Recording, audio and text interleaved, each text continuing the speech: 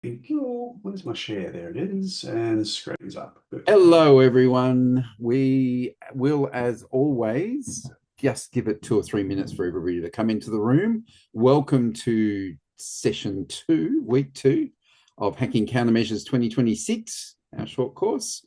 And we look forward to speaking to you in about another 2 or 3 minutes. You probably know the drill by now, but say hello in the chat. Tell us where you're coming from. Make sure you set it to everyone where you're chatting to, and we'll talk about Q&A and everything in just a minute. But just give us a couple of minutes of quiet, and then we'll be back with you while everybody gets themselves settled in their desks, so to speak.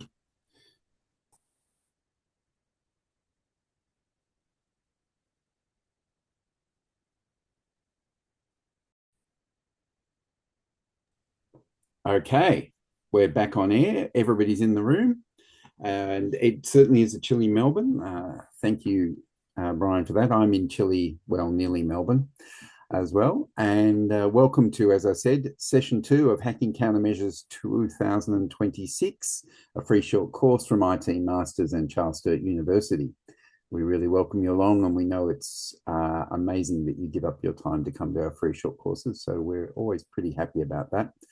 A couple of housekeeping as always. Feel free to chat to each other in the chat. And Lil, the fabulous Lil, will be here as well. She's just said hello in the chat. She will give you bits of information and help you with things like, are there notes available? Is the course being recorded? All of that sort of stuff, because we do say that a few times. Can you save your questions for Simon, for our lecturer this evening, for the Q&A, so that we can keep them out of the chat, because the chat does whiz by at a very fast pace, and we like to focus some time on the questions. We will try and answer as many of the questions as we can live during the session. We'll pause from time to time during the topics to get through a couple. Sometimes we get too many, but we get to as many as we possibly can. Having said all of that, I hope everybody's safe and well and enjoying their afternoon, evening, morning, or whenever it is in your time zone. Thanks for coming along, and I'd like to say a very warm welcome to Simon Jones this week. How are you, Simon? I'm well, thank you, Shane. Hi, everyone. Welcome aboard once again. Thanks for coming back. We're right to go. Absolutely. Fantastic. All right. Well, welcome everyone. We're back for week two of Hacking Countermeasures. So this week we'll cover a couple of new topics, which are again drawn from the broader ITE516 Hacking Countermeasures subject curriculum. We're looking at scanning and enumeration, which is one of the phases, one of the attack phases of the EC Council's CEH hacking process, and also attacking a system as well, which is a pretty broad topic. We'll only be looking at some very narrow parts of the attack process, obviously, given the fact we only have a couple of weeks and we only have an hour and a half or so each week. Can't go too broad, but we will look at some scanning, what we do after we achieve some information gathering via reconnaissance, which we touched on last week. Then looking at what systems the scanning reveals, what we can then find out about those systems, how we discover vulnerabilities in those systems. We recall the terms we covered last week. And then at the end, we'll actually get around to attacking a system in two ways. One, by using a tool called Metasploit, which we'll use to attack a vulnerability that we'll discover in the scanning section. And we'll also look very briefly at the concept of password cracking and how passwords, whilst familiar as authenticators, we all log into things every day using passwords. They're very common, they're very simple, but they can be very weak, and there's some reasons why that's the case, and we'll briefly touch on those as well. So without further ado, we will get right into it. So a quick recap from week one. The key here was to remember the terminology we talked about. There was a couple of specific terms that I used, or I will continue to use throughout this course, and you'll hear in other courses and material relating to cybersecurity. And those terms were assets, threats, vulnerabilities, risks, and controls. So if you remember, assets are things of value, things we're trying to protect, not just physical assets, but also information assets. Remembering that information has value. Cybersecurity, once upon a time, was called information security. So it really is all about securing information, whether that's documents or just specific pieces of information like people's dates of birth or people's tax file or social security numbers. Threats are the actions which may occur to damage the information, to compromise information, either for people to steal it, for those who are unable to, aren't authorized to access information. If they get access to the information they're not supposed to, that is a threat being realized. Vulnerabilities, which are weaknesses, existing conditions within a system, which may allow threats to manifest. If information is weakly protected, then it's more likely that a threat will be successful and information will be compromised. Risks in cybersecurity have a specific definition, and that is once we understand the threat against the asset, we look at the likelihood of that threat occurring, we look at the consequence, the damage that may occur to the information or to the system that is compromised. Combine those two, and that equates to what's known as a risk, which normally has a rating of high, medium, low, or something like that. And to fix all of that or to mitigate risks occurring or threats occurring, we have controls or countermeasures, and that's again what this subject is called, hacking countermeasures. So it's looking at ways that we can prevent risks or reduce the likelihood of risks occurring or potentially reduce the consequence of risks occurring. Security is not a perfect science, information security. It's impossible to be completely secure really ever, and certainly not all the time, but we can certainly minimize the chance of someone getting to our information or getting to the information that we're protecting.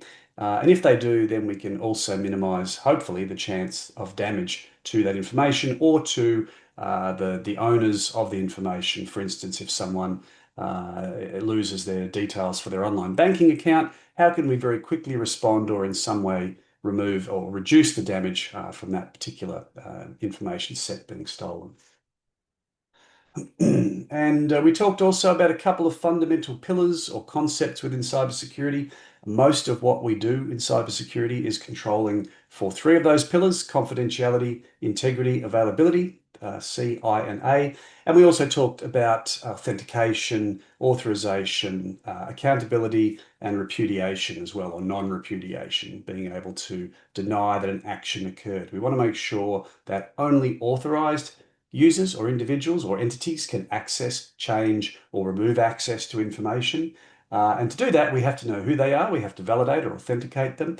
And then quite often we want to make sure that they can't deny doing something. So if someone has performed a task potentially that they shouldn't have done, there is accountability and they can't deny it. Non-repudiation is in effect. So, oops, sorry, I've gone one step too many. Again, we talked last week about the process. It's a methodical process, how information attacks or cyber attacks generally work. We started with reconnaissance. That was the first step. And tonight we'll move down the chain and we'll look at the bits that we're going to cover tonight. Mainly the second section being scanning and the third section, which is gaining access or attacking a system. And in my opinion, this is where stuff starts to get interesting and a bit cooler than the stuff we looked at last week. So hopefully you think likewise. So topic 3, scanning and enumeration. And I realized with some embarrassment that I meant to put a witty comment on this slide and completely forgot. So you can see there, I made a note to myself not to forget it, but here we are. All right, so the attack sequence, reconnaissance we looked at last week, scanning and enumeration being the second phase. We're going to do that tonight.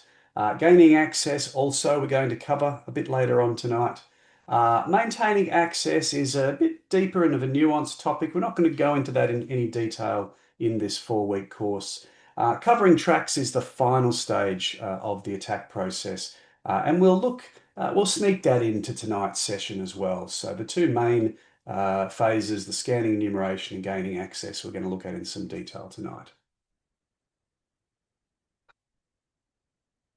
All right, so scanning really involves working with a network of connected entities to figure out what's on the network, where are they on the network, what devices are they, what services are running on those devices, what can we see from a single viewpoint on a victim's network or a target network. And so to really understand how that works, or we're not going to go too deep on that, but to even understand the level that we're going to go to tonight, I wanted to touch very briefly on the concept of computer networking or networking. It's a fairly deep topic. I mean, a very deep topic. There are many, many layers to an experienced network professional's portfolio. If you just take the Cisco brand of networking equipment, one of the probably the world's biggest and certainly prolific brand of equipment you'll find everywhere. Cisco have a very rigorous and broad spectrum of education pathways to become a network professional, and there are many, many layers to that, starting with the most basic, what's known as the CCNA or the Cisco Certified Network Associate, all the way up to the Cisco Certified Network Professional or Engineer, which is at the top end of the stack. So it's very deep well, and people who have been working in networks that are super experienced may have 10, 15, 20 years experience. I've worked with a few people like that over the years. And look, it's not an area that is, I would say, is my area of expertise, but it is certainly something that everybody in cybersecurity needs to have some working knowledge of. So if you have a good knowledge of computer networking and you want to pursue a career in cybersecurity, you're already, I think, ahead of the game. It's something that's really important, a good baseline of knowledge to have. So we're going to just touch on it briefly. I'll run through some of the key concepts and terms so that as we get a bit deeper tonight into the scanning component, hopefully I don't lose you throwing around terms like ports and packets and protocols and things like that. Um, so essentially the way that computer networking works is through a process of encapsulation. So we work in applications, we might be working in a web browser, and we have a computer with an operating system that we're sitting on, and it connects to a web server, which is somewhere else in our room, in our house, in our building, or maybe somewhere else in the world. So how does the information from our browser, if we say we want to do a Google search, we need to send that search information to Google. Google then compiles results and sends that information back to us. So the way that works in a networking sense is through a process called encapsulation. So network traffic, computer network traffic is in small chunks. Those chunks, when they are on the network, are known as frames. Inside of frames, we have what's known as a packet, and inside a packet is a segment. Inside a segment is application data. So you can see there in the diagram on the right, you have user data, which might be your Google search, so an amount of text which says go to Google, enter this term, and return results, please. That is then packaged in an application header, which says I am a web request.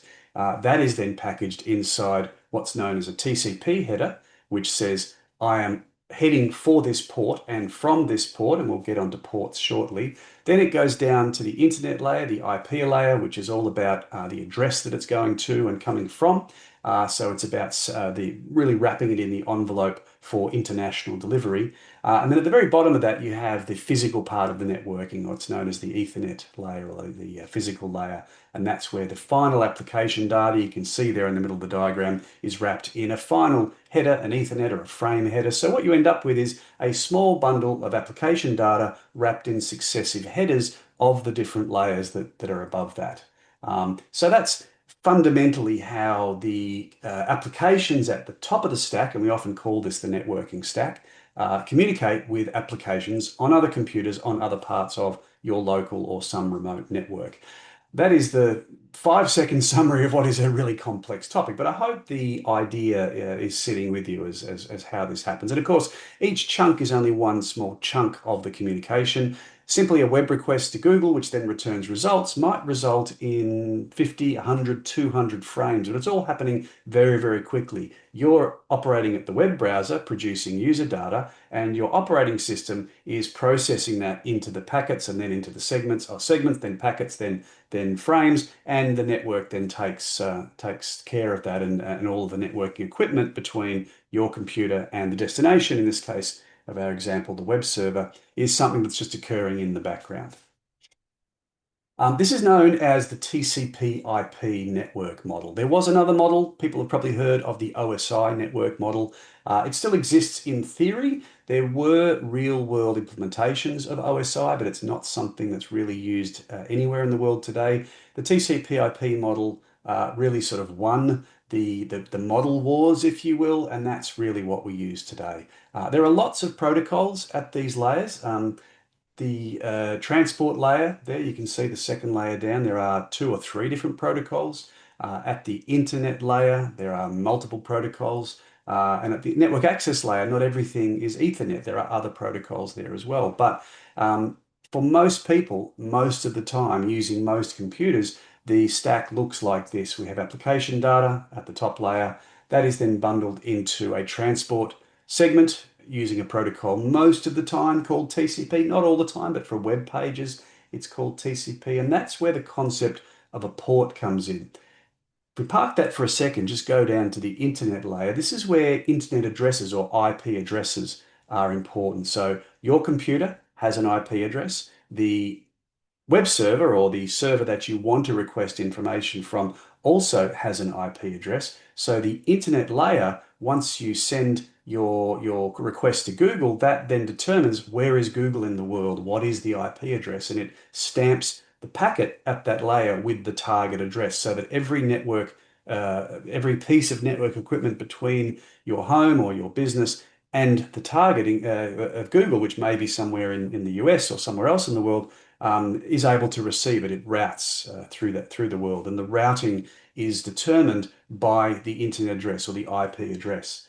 And the network layer is really just about getting from your system to the next hop. Once it gets to your router, it goes to the next hop, which is your ISP's router. In Australia, that's Telstra or Optus, or somewhere else in the world, it may be Verizon or some other telecommunications company, and so on and so on and so on across the internet. The internet is large. There are lots of hops, and the network access and IP layers is how the data gets from one physical machine to another. The important thing from a network scanning point of view, because we are going to be scanning a very simple network, just the network running in my office here, is the port. And the port is where applications run. So every machine has a single IP address, or that's not always true, but for the argument of, for the purposes of our discussion right now, every machine has a single IP address. But lots of things are running. A server might be running a remote access client like SSH. It might be running a web server. It might be running some other sort of server, a file server. Many servers do run multiple processes. So in order for the single IP address to be able to deal with the requests that could be requests for files, could be requests for web pages, could be requests to log on remotely, those different services run on different ports. So when a request is sent to a web server, it's sent to a specific port on an IP address. If a request is to log into a server using a protocol like Secure Shell, SSH, then the request is sent to the SSH port on that server. So when we scan systems on the network, what our scanner does is it actually enumerates all of the ports that are listening on that machine. And behind those listening ports are different services. And that's really the first step to understanding whether or not a system is vulnerable. What's running on that server, what ports are exposed, and then we can start to say, okay, if that's running, is it secure? Is it been patched? Is it running the latest version? Is there any way, as an attacker or a potential attacker, I might be able to exploit that listening service and gain access to that service? So very, very quick overview of TCP/IP networking. One slide is nowhere near enough to do it justice, but hopefully you can see the difference between addresses and ports, and the fact that ports is all about having multiple instances of a process or multiple processes running on a single address, on a single machine somewhere on the network. A bit of an illustration, hopefully, to make that clear in case that's escaped anyone. Here we've got a diagram showing a server computer. It's a schematic diagram, so we can see it's a computer that contains an operating system. The operating system has its core, which is known as the kernel. It has two processes. In this case, the blue process on the screen is a web server, and the purple process at the top, process B, is an SSH daemon. So that's actually a process waiting for an administrator potentially to connect and administer that server using Secure Shell protocol. So each of those is listening on a different port on the network. Our client system on the left, which might be a laptop or a desktop or some other device, maybe a phone or an iPad, these two, for the purposes of this illustration, are connected to the same network. Doesn't have to be the same physical network, but in this case, just to make it simple, I'm illustrating it as they're plugged into a switch in the same room, probably not unlike the stuff we'll be doing shortly when we run some scanning. So In the case of the Internet protocol or the IP layer, the Internet layer, you can see here that the kernel through the network stack presents a unique address. So the address on the left, 192.168.1.1, the address on the right of the server, 192.168.1.2. So unique addresses, that means these two machines are separate. They can find each other on the network. So if we just wanted to do a ping, if we wanted to, from the client machine, say, is that server running? We use the ping command, and it's simply the operating system kernel talking to itself using what's called the ICMP protocol to execute a ping. And that's just IP address to IP address. But say we wanted to request a website. So this is another service running on the same IP address. Web servers generally run on port 80 in an insecure way. There is a secure port called 443. Ports are not fixed. There certainly are standards. Web servers are always 80 by default. Secure web servers are always 443 by default, but they can be changed by administrators. You can run multiple web servers on 80, 81, 82. You'd need to have them on different ports to make them easy to be accessible from remote systems. So in this case, to request the web server to do something for us, we again send a request. This time it's not a ping, it's an HTTP request, but we send it to port 80 on the remote machine. So it's the 192.168.1.2 address again, but this time it's to port 80. So it's no longer hitting the operating system itself, but the network stack says, oh, you want the service on port 80. Well, I'll send you to the application that is listening on port 80. In this case, it's the web server. So that way our web browser on the left is able to talk to our web server on the right, even though it's just one of a few different services running on the same machine.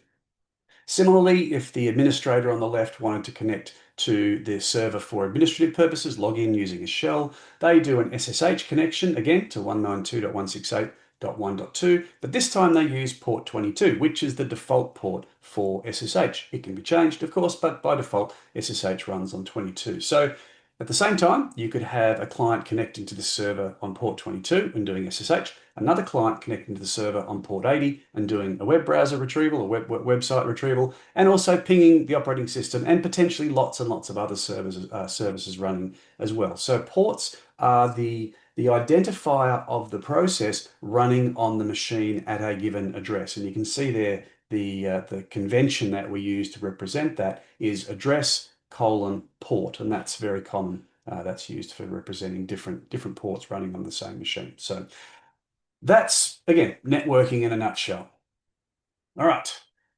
Tonight, we're going to be using a Linux variant called Kali. Many of you will know Kali. I'm sure many of you are very familiar with it, but some of you probably never heard of it before. So I'm going to do a quick 5-second wrap up of what is Kali and how did we get to Kali. So back in the late 60s, a couple of chaps at Bell Labs, Dennis Ritchie, Ken Thompson, they developed an operating system called Unix.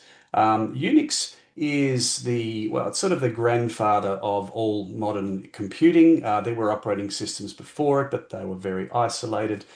Today, a lot of the internet runs on Unix type operating systems. We'll see what they're running on in a second, as they're not all actually Unix. Unix is a licensed operating system. It's actually quite expensive. It runs on mainframe computers and quite large machines globally all over the world. And there are different variants of Unix. There's the original AT&T System 5 or System V. BSD Unix is common. That was a derivation of Unix from Berkeley Systems Development, hence BSD.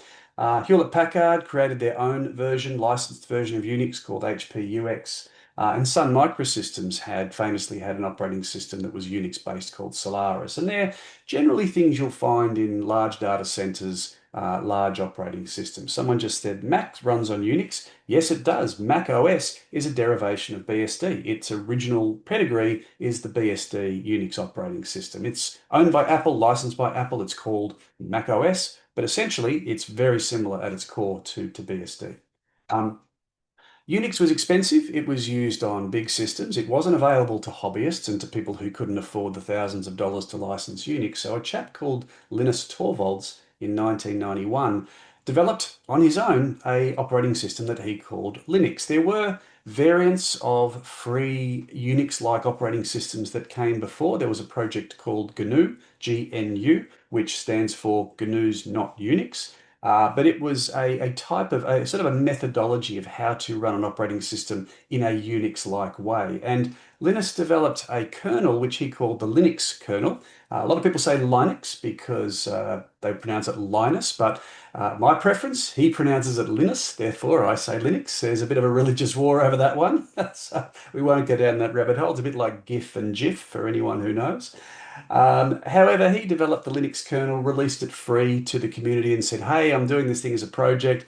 Don't know if it will be big, but if you want to contribute, let me know." Blah blah blah blah blah. Well, bottom line, Linux runs about 80% of the world's infrastructure today. It's probably the most widely deployed operating system. Most of our desktops that we use and laptops are Windows, and Mac has a very big share of that, and it is a Unix-based operating system. But web servers, things like file system arrays like Netapp and other big operating systems that run corporate infrastructure for banks and governments are quite often running a Linux kernel at the core. It's very lightweight, very efficient, very effective, and comes in many, many different flavors and is very customizable. So it's incredibly widely deployed today and has become a real success story of the information age. Unix still exists. It exists in the big end of what we call the big iron, the systems that run large implementations, banks, universities, etc., government data centers. But you won't find a lot of Unix outside of those big corporate environments. But Linux, you will find absolutely everywhere. Android operating system is a variant of Linux. So yeah, Linux is everywhere. And Linux has lots and lots of different versions. There are dozens, I believe, possibly hundreds, but there's certainly dozens. The main ones that you will find, or the main derivations or versions of Linux that use the Linux kernel, are Red Hat, Gen 2, Debian, and Fedora.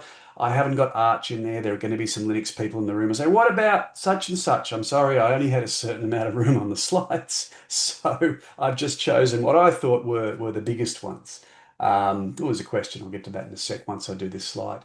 So they're the ones that are supported by a group of folks. In some cases, they're commercial. Red Hat is a licensed version of Linux. There are freebies, but you can license your Linux through Red Hat, and you get, like with Windows and Microsoft or Mac OS and Apple, you get some commercial support. It's not just the free open source Linux. It's based on that, but there is a commercial layer on top of that as well.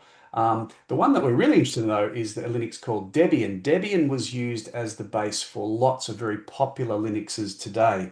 Ubuntu servers are very popular. We're going to have a couple running tonight as some of our test machines. Linux Mint is a really popular Linux desktop operating system that is currently getting a lot of traction as Microsoft are sort of making Windows 11 much harder to use. It's getting inundated with AI, it's getting bloated and heavy, or some would argue it's always been bloated and heavy. But people who are turning away from Windows are quite often turning to Mint Linux. It has a very Windows-like feel and can be an easy transition away from the Microsoft ecosystem. But for our purposes, the important bit is Kali is also a Debian type of Linux. It's based on Debian Linux at its core. Kali is a suite of tools as well. It's an operating system, but it's also lots and lots of offensive security tools all bundled together. Most of those tools are available for pretty much any version of Linux and Windows, many of them. But the beauty of Kali, and there's others that are like Kali, it is an operating system that comes with all of the things you need to get going and do offensive cybersecurity, whether you're a researcher, a student, and it's free. You can get free versions of Kali. They're a download. You can run them as physical machines, as virtual machines. I've got a roughly 12-month-old version of Kali, a 2025 release. There's 2 or 3 updates a year to the core of Kali, and we'll be using that tonight. So just very quickly wanted to run through the evolution of things like Kali Linux, which we're going to see tonight, and many of you, again, will probably used yourselves. But yeah, it comes from a long history of operating systems, go all the way back to the original Unix in the 1960s. So Daniel has asked, I will get to the Q&A, is Linux generally less susceptible to vulnerabilities due to being lightweight and less complex? That's a great question and a really complicated one to answer.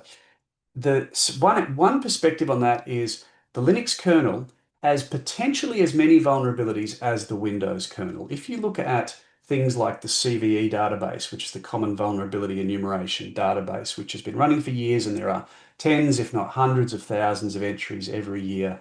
There are similar amount of vulnerabilities every year for Linux as there are for Windows, depending on year. But to your point, people who run Linux generally are doing it deliberately. They are customizing their installs. They are reducing the attack surface, only installing the things they need. It's purpose built for whatever it's doing, as a web server or what have you. So it tends to be less vulnerable in the field for that reason. It's run by people who know what they're doing. Windows has a large proliferation amongst novice users or say ignorant users, people who don't really care what they're doing. They just want a computer to look at Facebook or what have you. So, yes, Windows is probably more vulnerable in practice. The two operating systems are both super complex. They have very similar functions. And ultimately, in the same configuration at the same level of maturity, they're probably similar in terms of vulnerabilities. But Linux tends to be less vulnerable, mainly because it's customized and it's used deliberately by people who know what they're doing. So it's probably oversimplifying the problem a little bit in the question, but I hope that answer gives you some idea that it's not inherently better, it's just used better most of the time, I think. And I tend to agree with the comments in the chat. XP was my favorite Windows too. Yes, but here we are. So, network scanning. So we're going to be doing a bit of scanning with a tool called Nmap. Nmap is a network mapping tool, network scanning tool that's been around since the 90s. Gordon Lyon, Fyodor, is the developer, a bit of a fan of Dostoevsky, hence the name. Wanted to be able to see what was running on his network and find out what services were running on systems. So he wrote a program. That program now probably has, 500 million installs globally, is on Kali and used by pretty much anyone who wants to scan networks. There are others. There is a GUI of Nmap called ZenMap. You can install it on Windows, and it's just Nmap under the covers with a graphical interface. And there's lots of other ways to do what we're going to do tonight. But if you're going to do it, you pretty much grab Kali, use Nmap. It's just the de facto. Very powerful, does lots and lots of really, really cool things under the covers. The way it works is it crafts its own network packets. It doesn't just rely on the operating system to do a ping. It does use ping, but it doesn't just do that. It's able to very carefully construct certain handcrafted packets to say, I'm going to send you something, and the response that the machine gives Nmap back will tell me whether it's Windows or Linux or Unix or Solaris or whatever it happens to be. So there's lots and lots of tricks that it uses, mainly because every different operating system, whilst they're supposed to comply with open standards, will sometimes handle requests differently. And not just valid requests, but invalid requests. They don't all fail the same way. So Nmap has a lot of really cool tricks under the cover, and there's a great site, nmap.org. I've got it linked there, and you can read all about the way it works to a great level of detail. But yeah, fascinating, very complicated, far beyond the scope of what we're doing. But I guess the takeaway is if you're going to scan, use Nmap. It does everything you could ever want and more.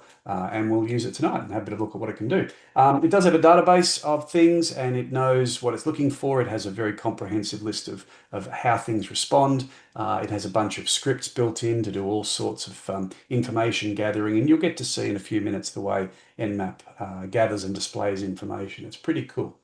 It can discover any device that's listening on the network, even if that device is trying to be stealthy. It has ways around certain types of stealth. It can tell you all the ports listening on the device, and then it will also try and figure out the operating system running on that device as well, both from obvious signs, if the machine is just a default build, or maybe from less obvious signs, like I said before, the weird way that certain versions of operating systems respond to networking requests.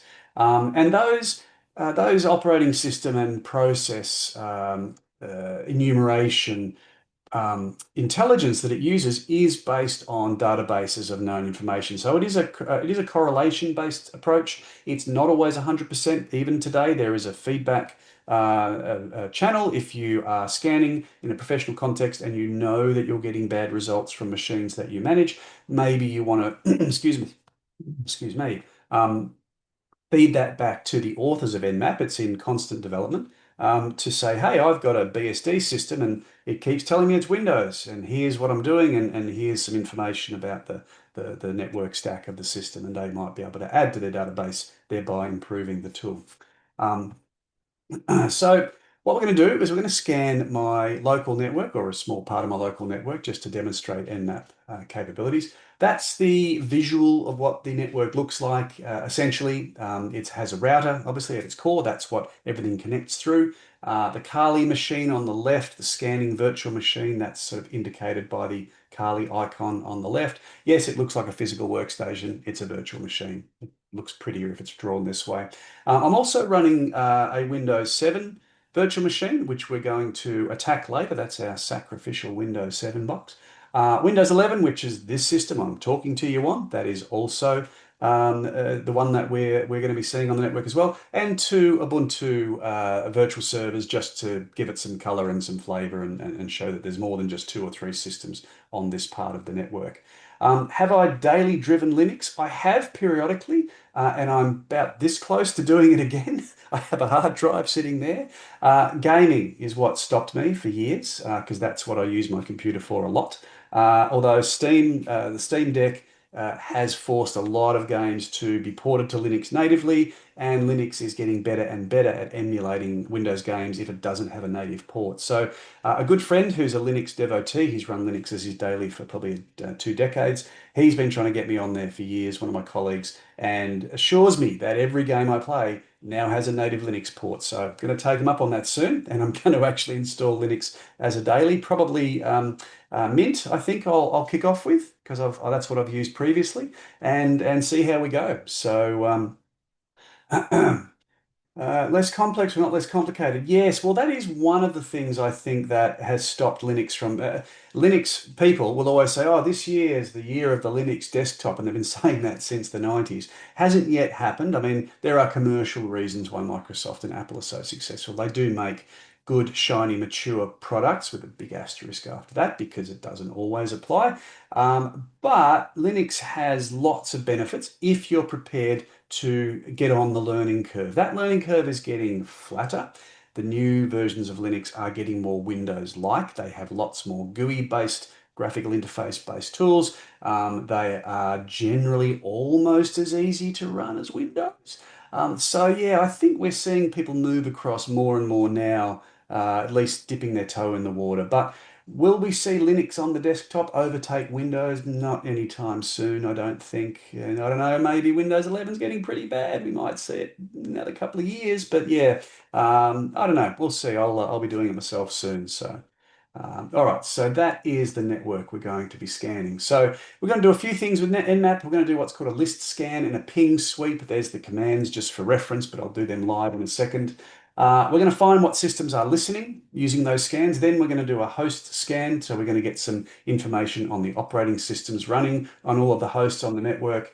And then we're going to pick a system and we're going to do some deeper scanning of that system to understand maybe what's going on. What version is it? Is it old? Is it new? Are there services running that might be vulnerable? Because hint, hint, we're going to find something and we're going to be doing an attack against that in the very near future. So all right, so let's bust out our Kali box. That's over here. Hopefully that's shared okay on the screen. So this is Kali 2025.3. It's a little old now, but I've got a whole bunch of config on here that I use regularly, so I try not to upgrade too often.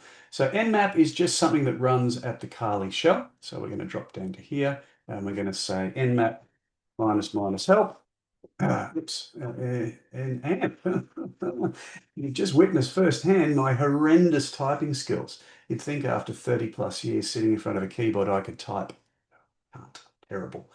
So that's the help text for Nmap. So it'll run by default on Kali. It's there and it's just in the path statement. It's one of the common tools we use. You can install it anywhere, install it on Linux, install it on Windows. It's free, it's downloadable. Go for it. But it has a very comprehensive, and this is just a sample of the different functions it has. So different host discovery scans, different scanning techniques, all sorts of different parameters that we can pass to Nmap to get it to do different types of scans. Started small, it became huge. There must be maybe 1,000. Yes, sorry, I just realized that's actually quite small. Let's make that much bigger. How's that? Is that clearer? Everyone see that one okay? Apologies for that. Um, so yeah, that's the help file there. So we've got the list scan. Cool. The list scan that we're going to do, the ping scan, that's another one we're going to do. They're very simple. but there are lots and lots of different types of scans you can see from there. Operating system detection, we're going to have a look at that one. One of the things, and from a systems defense point of view, Nmap is a very powerful tool for attackers, but also very powerful for defenders as well. The message here, same as with the reconnaissance module last week, if you don't know what you have, you can't effectively manage it. So you want to use tools like Nmap and the vulnerability scanning stuff we'll look at shortly to understand what's on your own network, because maybe there's things running you don't want running, and if you can find them before an attacker does and either patch them or close them or turn them off or disable the service, you may be shutting a door that attacker could potentially use. Attackers may not use Nmap, but they're going to use tools that will give a very similar result. So one of the things that you'll see here, and we won't look at this in detail tonight, is timing and performance. So as a network administrator, if you start seeing one machine on your network sending all sorts of ping packets to a whole sequence of IP addresses across the network again and different weird looking TCP requests, if you're looking and if you're tuning your tooling to see that, that's going to be pretty obvious. Someone is doing a network scan. Now, it could be a network admin or it could be an attacker. Very nice to have that visibility. From an attack perspective, things like timing are very important. So what Nmap can do, and this is more just as a demonstration, maybe you want to test your rules on your IDS to see if you can detect stealthy attacks. It can do things like randomize the time between the packets. It can do things like take a network range and randomize the order in which it pings the machines in that range, not just go 1, 2, 3, 4, 5, 6, 7, 8, 9. So it makes itself more difficult to detect. And it can slow down, it can speed up, you can go what's called paranoid mode, which might take hours and hours and hours to run a very simple scan. But on a busy network, it's unlikely that those scanning packets are going to be visible to a network or a security administrator. So these are the sorts of techniques that attackers will use, and defenders need to be aware that these attack techniques exist so that if they're defending networks, they're able to say, hey, we may not always get really obvious scans. What might we see and how might we tune our detection infrastructure to pick these things up? Anyway, that's Nmap. There's lots in there, much more than we have time to even think about tonight. We're just going to start with some basic scans. So let's kick off the first one. Better just go up to my cheat sheet. I'm going to do a list scan. So this is really what's called a quick and dirty type scan. My local network segment 192.168.10.0/25. So it's a half of a large network address space. And we hit a list scan, and it should only take half a second or so, maybe a second.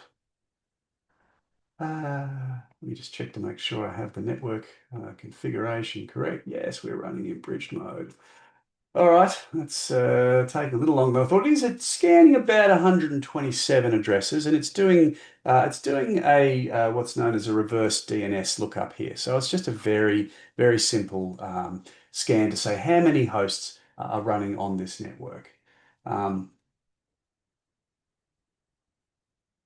That is actually taking a lot longer than it should. I don't know why that's happening. Talk amongst yourselves. We'll get back to it. I'm going to look at some questions to the Q&A.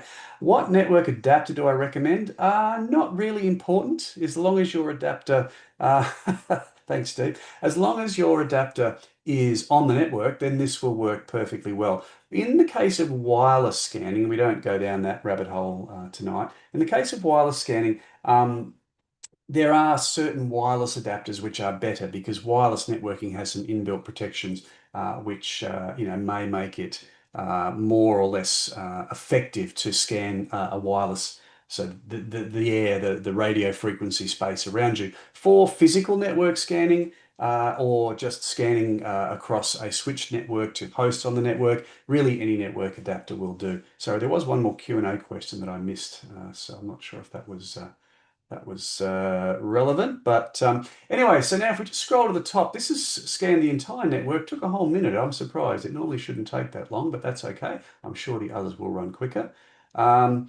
Yeah, it is reverse DNS, so it does take a little bit of time per scan. I would have thought it was probably about a 15-second scan. But anyway, let's run through it. So you can see there it started with .0. It found something on .1. This happens to be my router, so that's expected. Most routers and gateways live on the .1 address of a network. Nothing on 232 through 9, but then we have two machines. I've named them quite handily Ubuntu A and Ubuntu B, so they're running Ubuntu Linux, but in the real world, they may not have friendly names like that. But there's two machines running on .10 and .11. Then we're running something on 14 called TK421B for all the Star Wars fans out there. Another one called Win7. That's the name of this machine that we're sitting on. There's a long history. I did a custom build years ago. Anyway, it's on OCAU if you're a fan. The build log's in there. Another one called Win7001, which is again telling us what it is, but that may not be the case. But hey, it's handy. That's on .19. And .20 is a box called Kali.Jonesy.local, which happens to be the box we're on here. So that's just given us a bit of an overview. What do we think we're going to find on the network according to what is registered in DNS? There's also an address on 65, which I'm pretty sure is another gateway. So anyway, that's a list scan. It's doing an interrogation of network infrastructure saying, what do we think is running on this network? Doesn't know if these hosts are up yet. We just know that they're out there and they've been on the network at some point. So the next scan that we're going to run is the ping scan, so the -SN. What this is going to do is send a ping packet to each of the hosts again on this network range and see what's actually responding to ping. This one should be much quicker. It should only take a few seconds. There we go. So it's come back and it's pinged .1, the Unify box. It's also pinged 10 and 11 and it's found them. So this is going one step further and saying what's actually there, what's listening, and not just is it listening, but what's the address, the physical address of the machine. And it's trying from that physical address to also resolve it into a network equipment provider, because the MAC address, the machine address or the physical address, it does have the first 6 bytes, the first 3 bytes, the first 6 characters of that address are the manufacturer if people haven't configured them in a custom way. So you can see that this box is Ubiquity, which we know because it's called Unify. Here we have two, 1 and 2 at least, possibly more. No, Kali. Yes, Kali's coming up as Oracle as well. So it's saying that all three of these are running on VirtualBox. So we're already starting to get a little bit of information from the network. Because in this case, I've just left settings as default. They're using the default MAC address format. So the VirtualBox machines are coming up as VirtualBox machines. And my system here, the .19, the 14, the workstation one, comes up as ASRock. That's not true, but that means that the network equipment running on my motherboard is the same MAC address range as ASRock equipment would be. So a little bit of information. These hosts are actually up, actually listening. So now we've got two views of the network. Very simple information, quite quick scans, and giving us some idea of what's going on, what's out there that we might want to focus on now. Yeah, I did debate that, Daniel, whether I was going to go down the CIDR route. I know I touched on networking. I knew I was bound by time. I couldn't go too far. Very quickly, for those who are thirsting for a bit more information, a subnet in networking can be a lot of different sizes. There used to be a thing called classful addressing, ABCD, and they were a specific set. It was ENF, but they were hardly used. They used to be a specific size, a number of addresses that are in a network.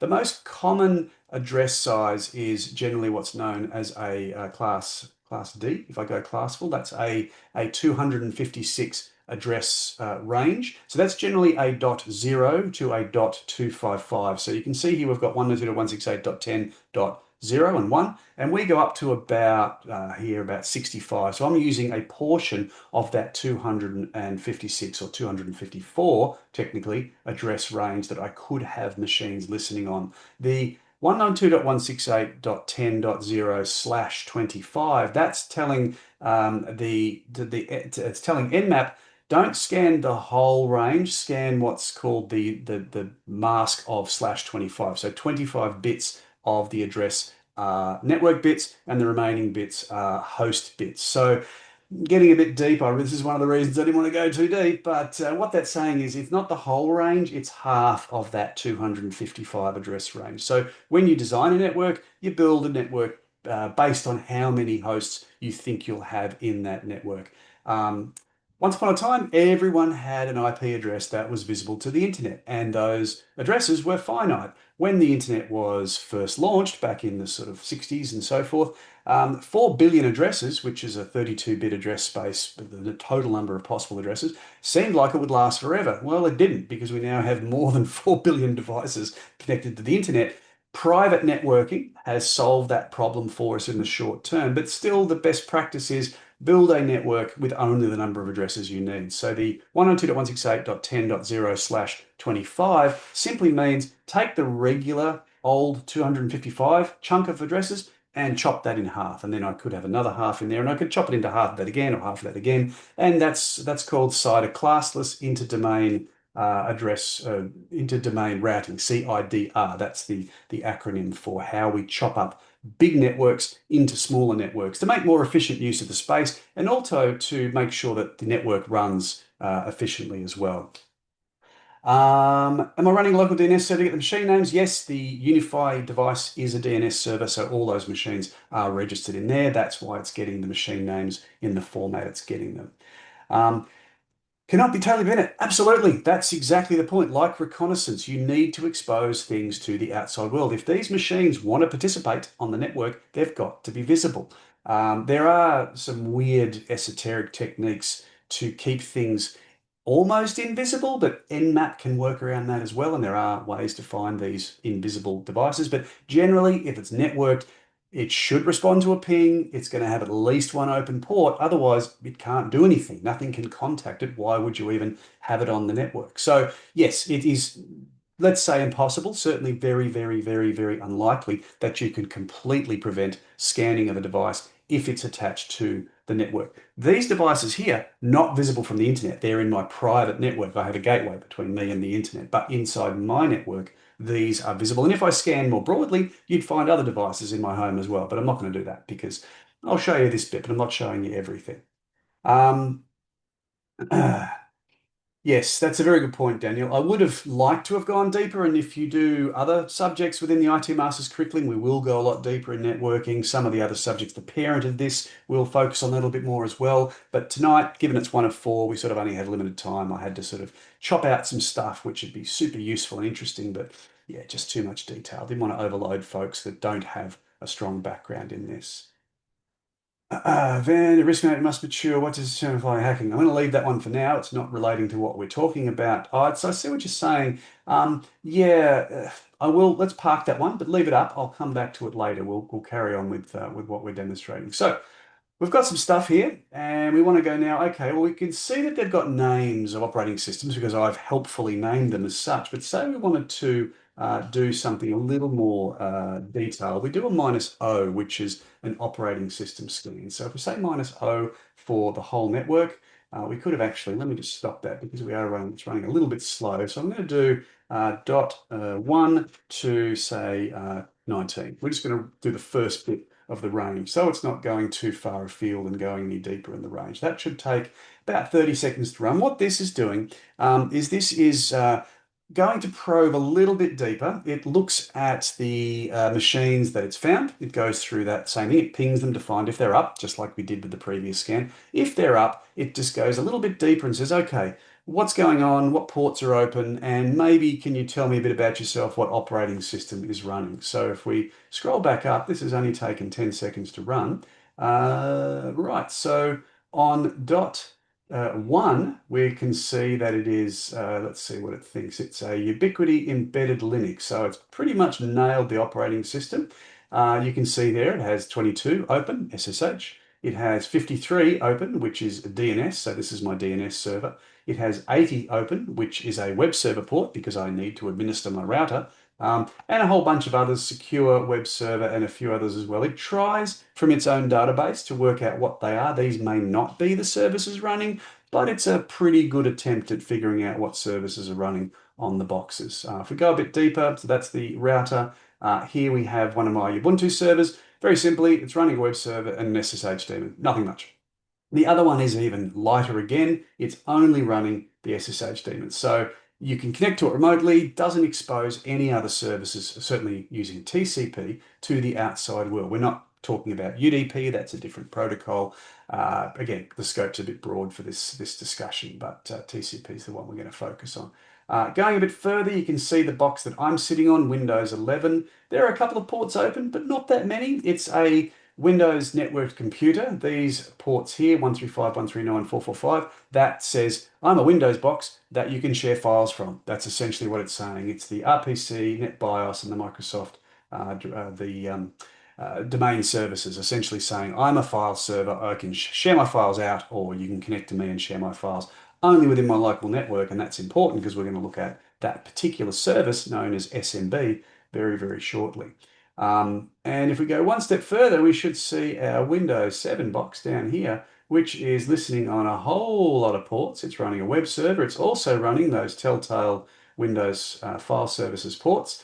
But we know that it's Windows 2008 or Windows 7 Vista or 8.1. So we can see from this, if we couldn't already tell from the name, this is an older version of Windows. It's possibly a vulnerable version of Windows because Windows 7 and older versions of Windows had a lot of vulnerabilities. If the administrator hasn't patched it, and I can tell you he hasn't because I use it for this demo all the time, it's going to have some vulnerabilities. So this, from an attacker's point of view, suddenly they're starting to see Windows 11, yeah, that's a much more secure operating system. It's Windows, so we might want to think about attacking that. These Ubuntu servers, not much point. There's nothing happening on them anyway, so they're probably not valuable. But this Windows 7 box, lots of services running. This might be something to look at more closely. So we've got one more scan we can run, and that is called a -A, and that's an advanced port scan. We're going to do a -V for verbose, and we're only going to do it on 19, which I think is our Windows 7 box. Yes, it is. So we're going to do that, stop 19. So we're going to go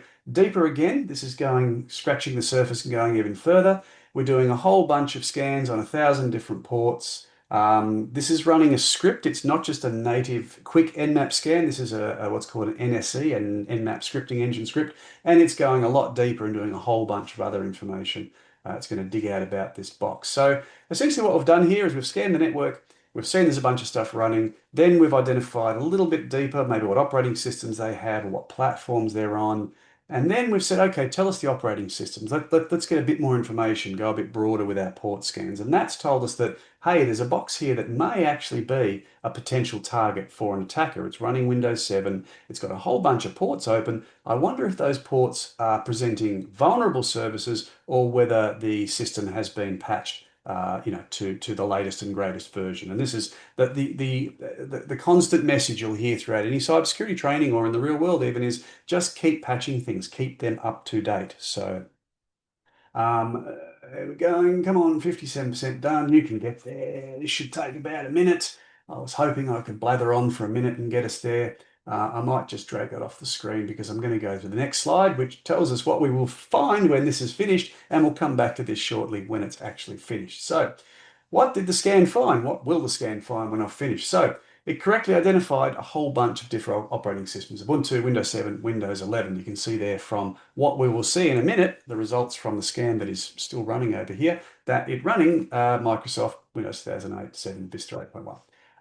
Exposed services, web server on the Ubuntu machine. Again, that's all, not running much else. Let's ignore that one. We're not going to bother. But many, many ports on the Windows 7, including some of the Windows file services ports. And it uses a protocol called SMB, or Server Message Block, for file sharing. All Windows instances use that. Linux can talk SMB. It has a module called Samba, which allows it to integrate with Windows for file sharing. But Windows, all versions run SMB. And SMB has a very checkered history. It started off as V1 back in the XP 2000 days. Eventually we went to SMB2 and 2.1, and finally we had SMB3, 3.1, 3.11, etc. And that's the current version, 3.1, that modern Windows machines use. And SMB 3.1 is relatively secure. If it's used correctly, it does authentication, it can do encryption, etc., etc. So it's a modern, relatively secure way of sharing files. But older versions of SMB not only were quite insecure, they didn't handle authentication and encryption, but they also had a lot of really nasty vulnerabilities in them, which I can't believe that scan's still running. I'm sure I tested it yesterday and it ran a lot quicker than this. Anyway, we'll get back to that.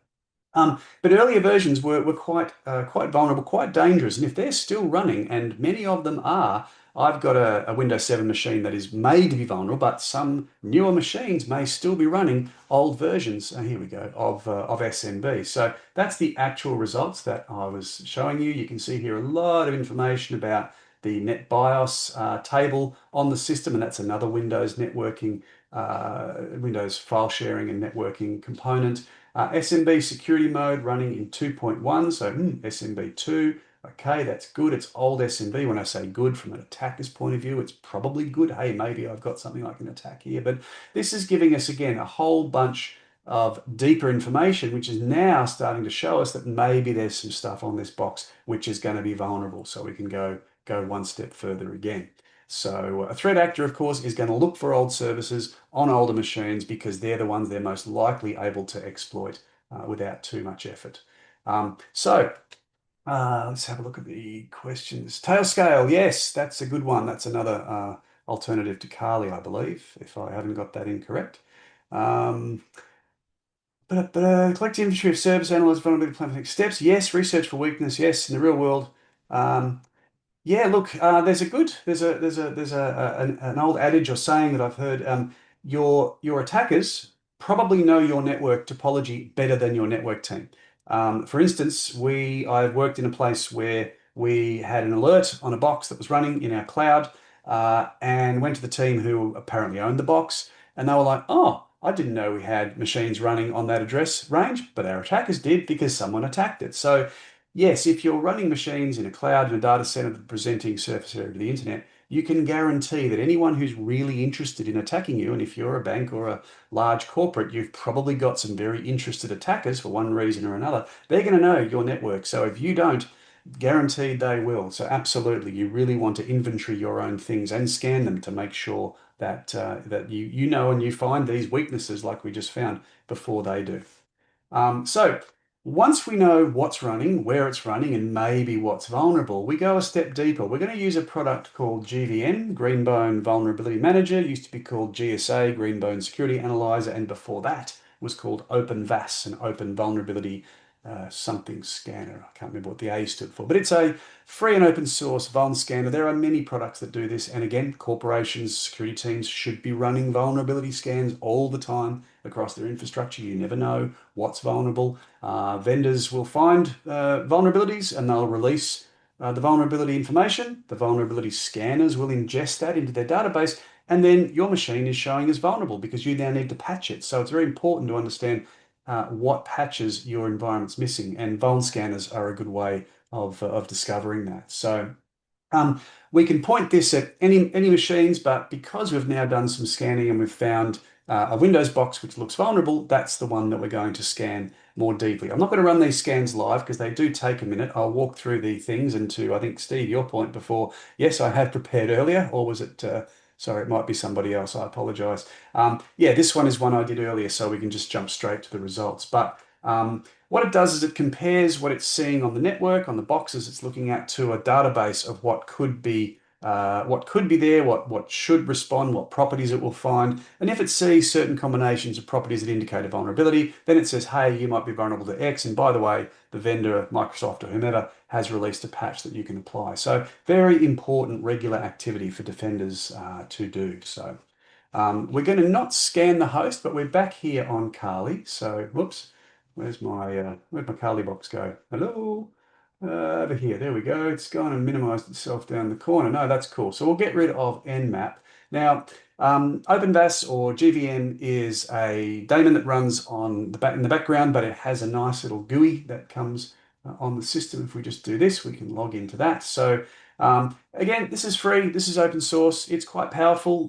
There is a free version. There's a paid enterprise version, which is more powerful and has more definitions. But you can download and install this for free and use it for free in your home environment or a corporate environment. There's going to be licensing restrictions if the corporation is too big, but it may be worth actually investing in the enterprise version or using Tenable or one of the other products that's on the market. You can see here the database. It has many, many vulnerabilities in the database of different criticalities.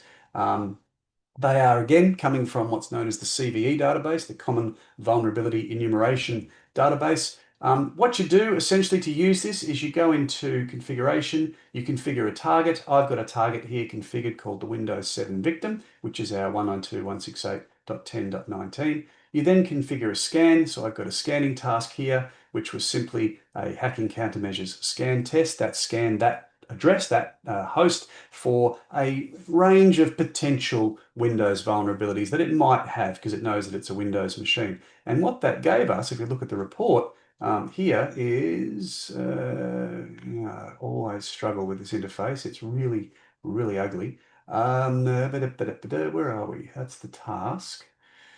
Hang on a second. Where's it gone? Where's it gone? Where's it gone? It's the IP, it scans, reports. Right, yes, that's the report. Uh, there we go.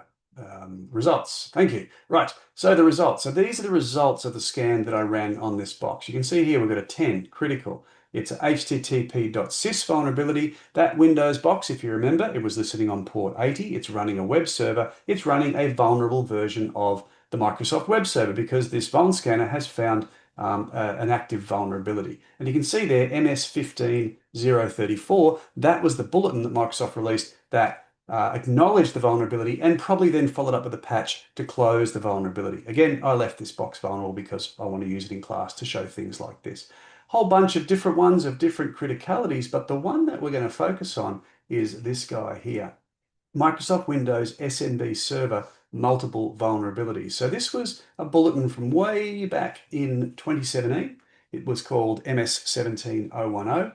And it was a vulnerability that was discovered because a bunch of they weren't cyber criminals. It was basically a group called the Shadow Brokers who found a bunch of software lying around, which was attributed to the NSA that contained some code that exploited SMB in a really novel way. No one had seen this before. And they reverse engineered the code and said, oh, this is causing what's called a buffer overflow against the Windows SMB service version 1. Yeah, yeah, there's a bit of folklore about how that was discovered, but effectively it was a payload from a testing scenario, if I remember the story correctly, where it shouldn't have been left and it was. Someone found it and went, oh, look what I found.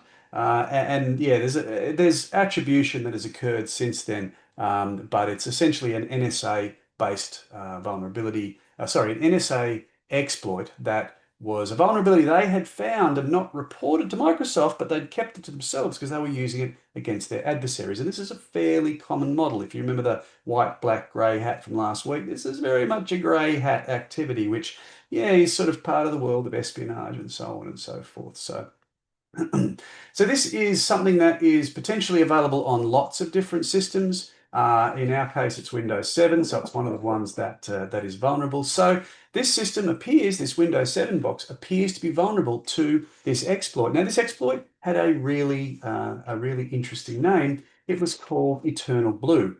Developed by the Equation Group, who were linked to what's known as TAO, the Tailored Access Operations arm of the NSA, the penetration folks, the ones who do the penetrating of the enemies. And it was stolen or discovered by the shadow brokers in 2016 and became public knowledge. And the 2017 was when Microsoft released the bulletin. The exploit was used in the WannaCry ransomware, amongst others, but that was probably the most famous use of the exploit. WannaCry was a worm that carried a ransomware payload and it infected machines who were exposing SMB to the internet. Not that you should do that. You shouldn't share your files across the internet. That's only for local networks. But lots of people did, and 300,000 machines were infected roughly with the WannaCry ransomware, which was hugely devastating, cost billions and billions and billions to recover from. Yes, Mark, exactly. Darknet Diaries, for anyone who doesn't listen to it, listen to Darknet Diaries. Fantastic podcast. Does have a very good episode on WannaCry. So attributed to the Lazarus Group, the original, the WannaCry attack, which people think is North Korea, but that's not really confirmed. Although generally, folks like the NSA will come out and say we're 90% sure. So, and this was really a perfect storm of vulnerabilities. So Microsoft loves backwards compatibility. I could turn on SMB1 in Windows 11, not that I would, but I could if I had to be compatible with something that only used SMB1. SMB is exposed if Windows machines are running, and in this case, someone exposed them to the internet, or many hundreds of thousands of people exposed their SMB ports to the internet.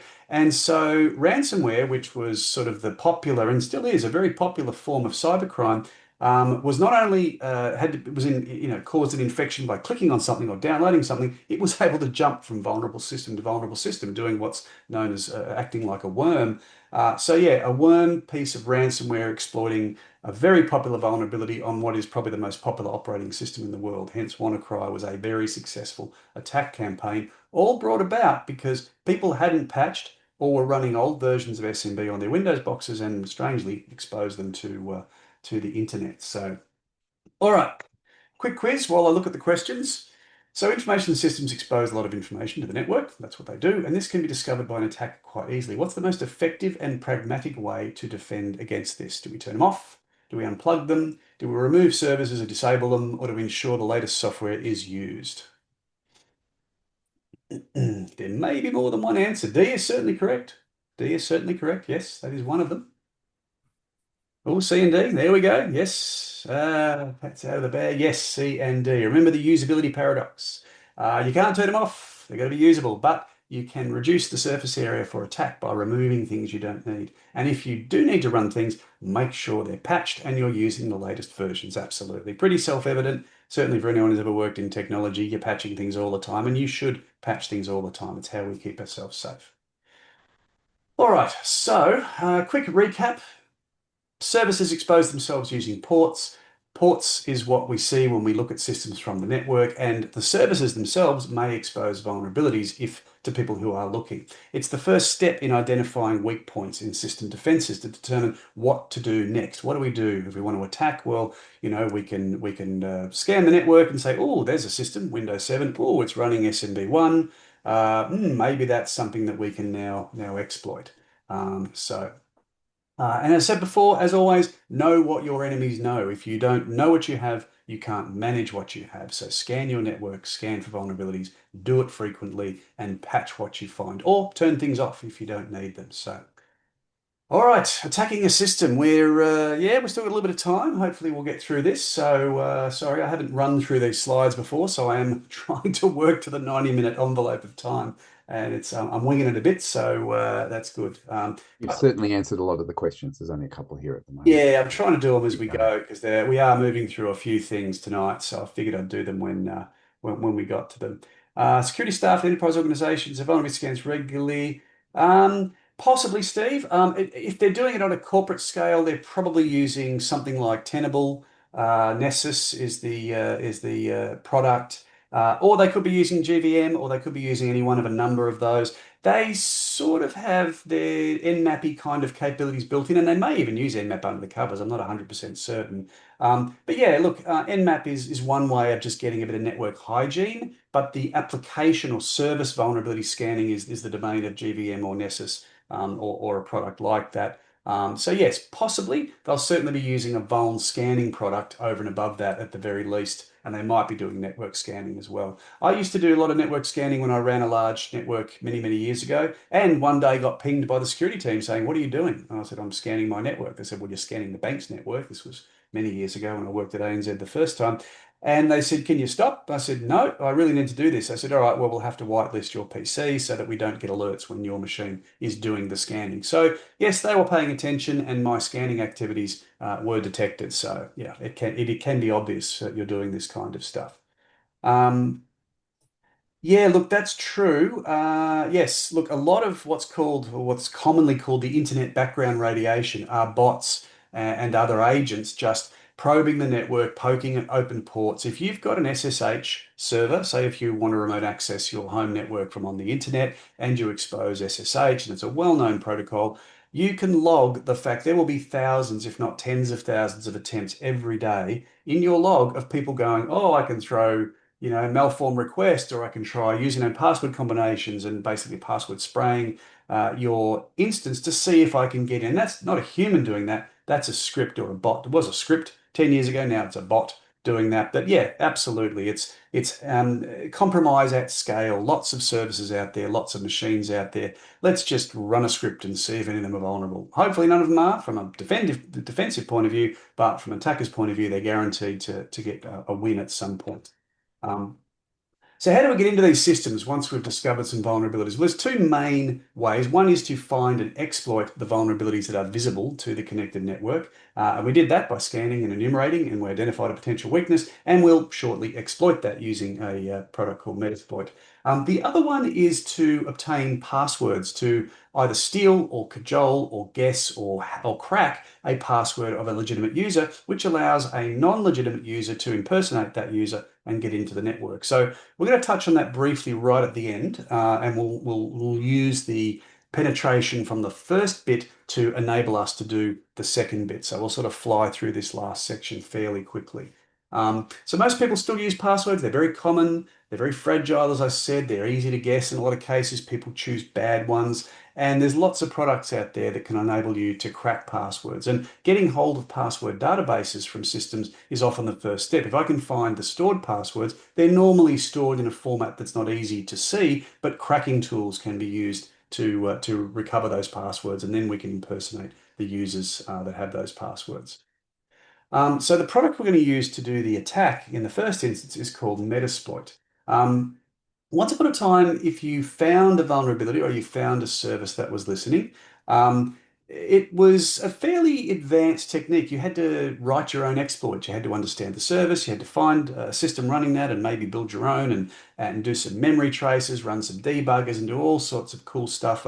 You really needed to be a fairly experienced low-level programmer, assembly code programmer to do this. But a few years ago, back in about 2003, a very intelligent security researcher named H.D. Moore built a product called Metasploit. And he was a researcher trying to do that kind of thing, research vulnerabilities, but found that having to write custom stuff all the time was really laborious and it was time consuming and required expertise that not many folks had. So he started to build a framework to automate this stuff. And eventually, the company Rapid7 that he either started or became head of at some point, I can't recall which, bought or started distributing Metasploit, and it's now one of the most commonly used and very mature security research platforms. Like most things, it's dual use. Yes, it's legal, it's perfectly fine to use it, but you can use it in a malicious way because it's a very powerful attack tool. But of course, as per our disclaimers in week one, this is something that we would only ever use for legitimate purposes, right? We're white hats,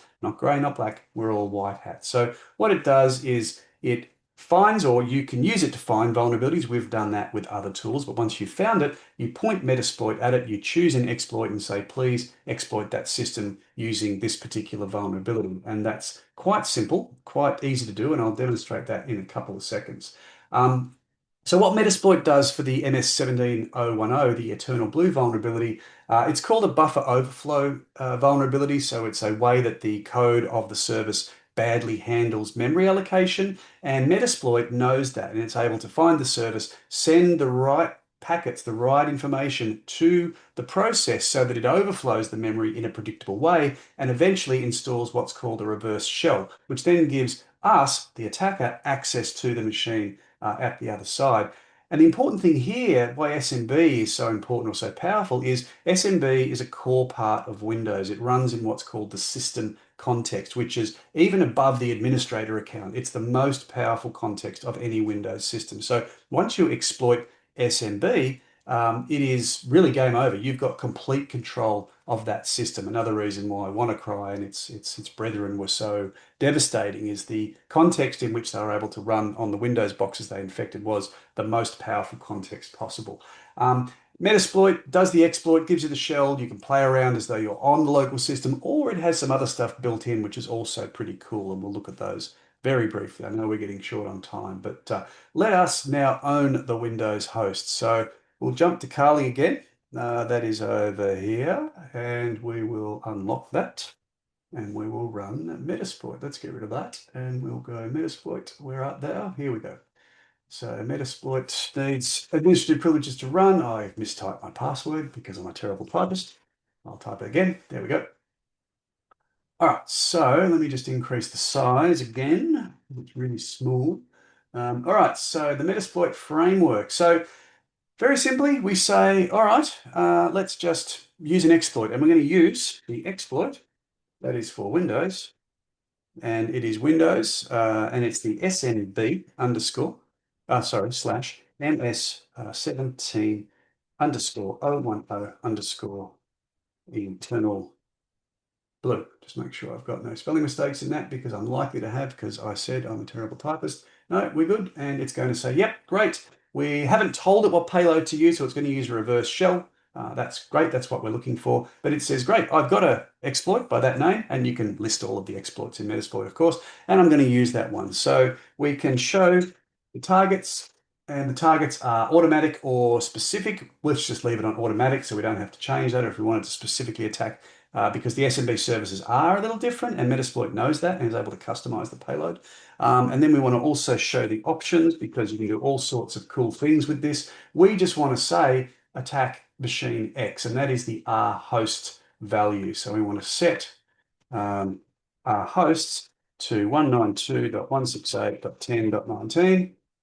We've now set our host to our target machine, and then we just say exploit. And this is where we hope that the demonstration gods are smiling because every once in a while this fails, but it should work because it nearly always works.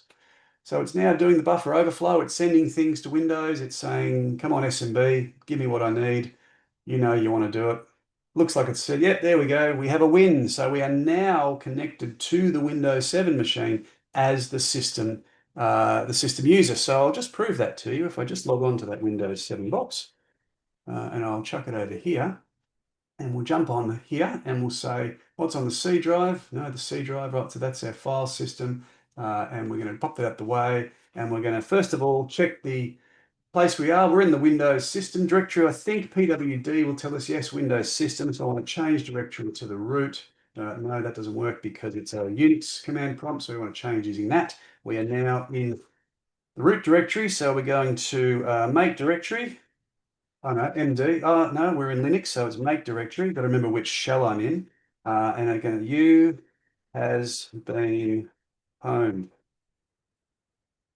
Right. Now, if I pull our Windows box back over, you can see we have a U has been pwned directory that I've just created on the C drive. So this shell here is allowing me to access that Windows 7 machine. We now have full access at the command prompt.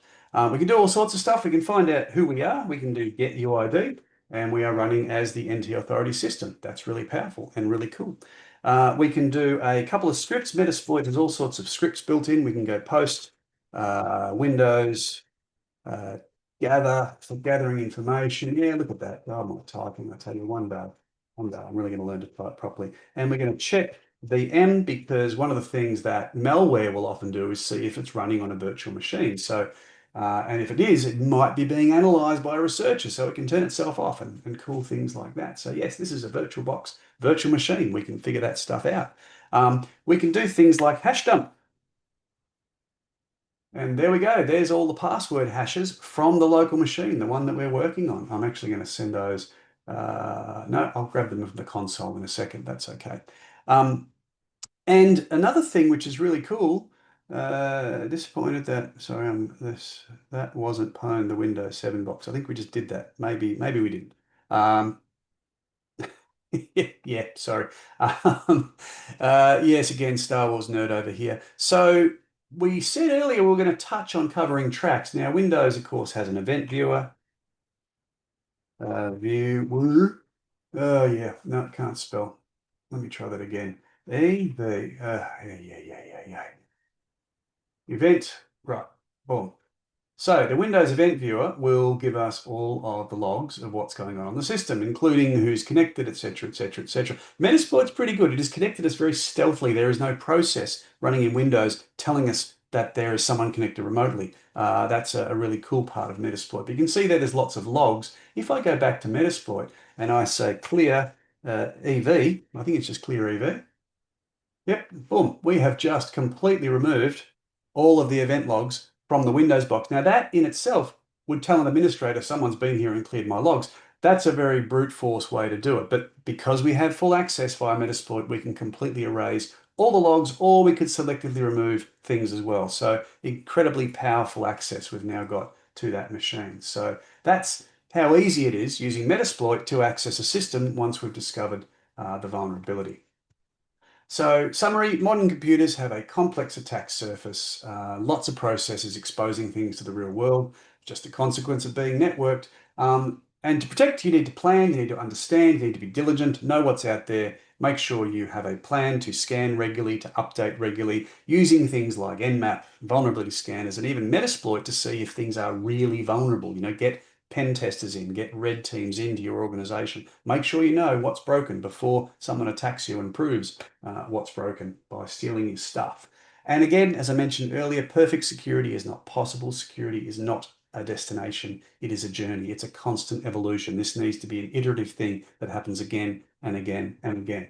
Um, so very quickly, if we've got time, Shane, can I do one more little Yeah, thing? go for it. Cool, cool, cool. So passwords, as I said, we don't just want Metasploit. That's effective, but it may not be the best way to get in. Sometimes password attacks are going to be the best way. Everyone uses them, but they are badly used. You can see there again, I said last week XKCD would get a good showing, and this is one of my favorites. It proves to us that we've been encouraged to make passwords like the top left, and that's something that a computer will work through very quickly by being able to guess things like letter substitutions and excuse me, using dictionary words with substitute letters. Very easy for a computer to figure out.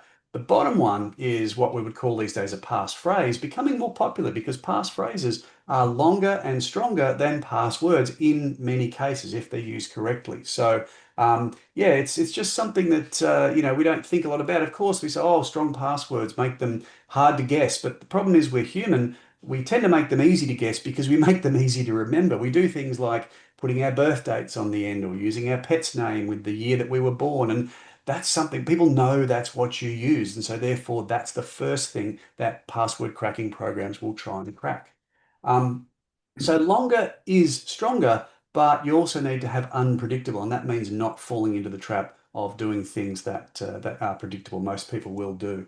And just, yeah, as I said, we're bad at choosing random values. We say, let's get a random, hard to guess password, like with pins. This heat map here shows analysis of many thousands or tens of thousands of pins, where they fall on the chart. And you can see some very obvious patterns here. A big line up the center, a diagonal line, 00, 0101, 0202, 0303. They are really common pins. They appear a lot on this heat map. A line up in the column that's 19. What's that? It's people's birth dates. It's 1970, 1984, 1991. So people are using their birth dates. It's just a way of illustrating and using a 4-digit pin, not a password as an example, that people generally choose predictable numbers. All those hotspots, those white and yellow dots around the thing, are going to be like the outside of a keypad, or a cross, or a 7, or the cross in the middle, or they're very predictable groups of numbers, and that's what people generally will use because humans are bad at choosing random numbers and random passwords.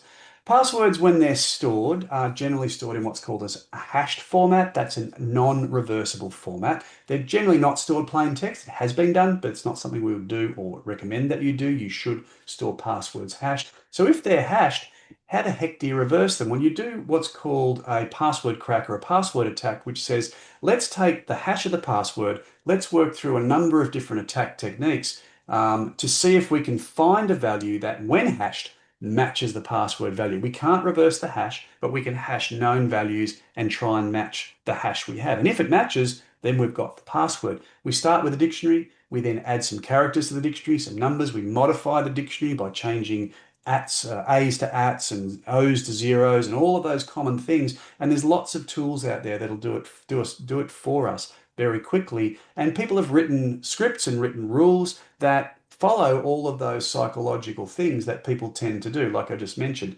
birth dates on the end, capitalizing the first letter. This is not a secure way to choose passwords. Lots of tools, Offcrack, built into Kali. John the Ripper, built into Kali. Both are free. They can be downloaded. Hashcat's probably de facto, like Nmap is for scanning. Hashcat's what you use to crack passwords. That's free, also available off the internet. Very, very powerful. We do a lot of Hashcat stuff in the main subject, ITE516. The first two assignments are based around that. CrackStation is an online service that does pretty much everything those other ones do, but they do them in the cloud, so you can pay for lots of capacity if you want. And again, reversing a hash is iterative. You can't reverse it. So you start with the first word in the dictionary, hash it, doesn't match, try the second word, try the third word, try the fourth word. So how many times per second you can go through and hash a different value determines how quickly you can crack that password. Yeah, I put it in there, Anthony. Rainbow tables. We're nowhere near getting to an explanation of that. But if you want to research password cracking, rainbow tables is a very powerful way to do it. And in fact, the tool I was going to demonstrate, if I'd have a couple more minutes, is actually a rainbow tables based cracking tool. So the psychology, as I said, of people choosing passwords, we use word and 2 digits, word and 4 digits. We capitalize the word. We do leet speak substitutions. These are super predictable, really obvious. Don't do them. They will not survive even the most fundamental cracking attempt. Those two links on that page are some really good articles from quite a few years ago, but they're on Ars Technica, worth reading about the password cracking and the psychology thereof. So yeah, that's something that's worth looking into. So what do we want to do time-wise? Do we want to wrap it up? I can. Let's run through a couple of questions. A couple of Yeah. people have been putting their hands up. I will suggest that if you've got a question, bung it in the Q&A. Yeah. Don't use Okay. the hand up function. Let's have a look at. Oh, most of those aren't questions. Passwords. The industries adopt MFA in addition to passwords, but passkey is the next level. But why is it not being quickly adopted? Is it causing application compatibility issues and legacy systems? Um, yeah, so two reasons. I mean, multi-factor is really easy to do, but it still has some inertia behind the original system of passwords, and it's just easy. Everyone knows it. I think as we move on, if you go back 20 years, MFA existed, but it was very uncommon. Much more common today because the users, I mean, the young people from 20 years ago are now the middle-aged people of today. So the generations that grow up with these technologies now are much more likely to use them. Biometrics, good example. Totally the domain of the military 20, 30 years ago. Now every phone is a biometric device. So, we're slowly seeing these technologies creep into common use. That's part of it, the uptake and adoption by the consumer, but also the time and the cost to implement in the back end. If you're a bank, you would think you had the money, although there's a lot of banks that don't have multi-factor on their consumer banking products. But yeah, so it's a time and cost and complexity issue for the people that own the product, the back end as well. It should be obvious, just do it. It's there, the tech is there, the problem is solved. But unfortunately, we still see so many places that just rely on password. That is reducing. We are seeing more good authentication mechanisms, FIDO2, passkeys, etc. And hopefully within 10 years, you just simply won't have only passwords anywhere. That would be the goal because they can never be completely strengthened to be resistant to this sort of stuff, unfortunately. So, Okay, um, from an attack attack point point of of view, how view, do you yeah. tell if Quickly you're tell. on honeypot? If it's a good honeypot, you'd be very hard pressed to tell. There's a great product or a great company called Thinkst. They make a product called a Canary, along with other products that are in a sort of a honeypot or a deception technology line. And their specialty is building a product that looks like a Windows file server, but contains a bunch of canaries on it. So if anyone attacks that server, they go, "Oh, but a Windows file server. Oh, that's a cool file. I'll take that." And then the security team get alerted. But to be effective, it's got to be resistant to obvious things like that check VM we just did. If that's how simple it is to determine if you're at a honeypot, then the honeypot's useless. So there isn't an easy answer to your question. If it's a bad honeypot, some things like Nmap might tell you, oh, it says it's Windows, but it's clearly Linux. Nmap can tell me. But if it's a good honeypot, then somebody has built it in a way that's going to make it almost impossible to tell that it is not a security research tool, a honeypot, and it's actually, sorry, it is a honeypot and not a legitimate file server or something like that. Um, why are tokens more secure? So usernames, passwords. A password's what's called a knowledge factor. So we have to remember it. They tell you not to write it down, although password managers are an effective thing because they give us a lot of benefits. But the thing about a token, and again, you're talking about multiple factors. That's why it's multi-factor authentication. Enter your password, which is in your head, enter your token value, which is on your phone or on a fob. In order to compromise your account, I not only have to steal your phone, but I've got to get your password out of your brain. So you've got two completely separate modalities that an attacker needs to compromise. So very simply, the more factors you have, the more things an attacker needs before they can get to your account. They might be able to steal your password by sending you a phishing email, but they can't get your token unless they get into your house or your car or your briefcase, for example. So that is why you get extra strength from multiple factors. Is check VM that effective? Yeah, pretty much. Most VMs are pretty obvious once you get deep enough into the operating system stack. There's a great research article I don't have off the top of my head. It was called Red Pill, Blue Pill, and it was done by a girl in Germany, I think, about 15 years ago, which was really looking at how is it possible and how is it possible to completely masquerade the hardware that you're running on. Because, as I said, malware will detect that it's running in a virtual environment. So it might be in a research lab and then it deletes itself from the hard disk. So it can't be researched. That is an effective technique of malware. And yeah, to be honest, I think some of that research probably made its way into the Canary product, the product line, the Deception Tech product line. But it's a fascinating area of research in and of itself. How can you completely hide what it is that you're running on? And is that actually worth it? I mean, again, it's usability. Is it so much effort for defense that you're now breaking the functionality of the system? So interesting sort of compromise there. Have I used Ubiquiti's honeypot? I haven't. No, I have the kit. I have precious little time to really play with it. It just runs my network. But every time they add a feature to it, I go, oh, that looks cool. I must play with that. And I never get around to it. But thank you for reminding me. I must go and have a play with it at some point. So I think from a slide point of view, we're going to talk a bit about password storage. Yeah, about how we achieve passwords. I did show you that cracking is fairly simple. We can take the passwords we got. If you can indulge me for 2 seconds, I know we're over time. If I just jump back onto Carly, um, I think I actually already dumped those passwords into a password file. I did. So I can take that file and I can open up offcrack, which is here. And that is the program. And I can say, please load some password dumps. And those password dumps are on the desktop in passwords. So there they are. And then I can say, I've got a table, a rainbow table installed. And I say crack. And in about 10 seconds, do, do, do, do. There we go. Boom. It has just cracked all the passwords of all the local accounts on the system using a rainbow table based attack. So they're not strong, they're deliberately weak because it's a demonstration. But the mechanisms and the slides prior to this one explain very briefly the fact that Windows has some very bad ways of storing passwords, and a program like this can crack them very, very simply. So we flew through that in 2 seconds, but you can look at the slides at your leisure. And this is one of my favorite XKCDs, which says, why break the crypto when you can beat the person over the head with a wrench who owns the password and get the password from that way? So that's called rubber hose cryptanalysis. Sort of tongue in cheek, but also sort of effective, certainly from an espionage point of view. So yeah, that's pretty much it. That's the end. I've got a bit there on password managers, which I won't go into because we're now way over time. I probably should let us wrap this up and get back to our lives. Shane, over to Been you. fantastic. Let's see if there's anything. When you're looking at mapping things on a network, are there Yep. tools that will tell you if you have hardware chips that have with known vulnerabilities? Is that your CVE?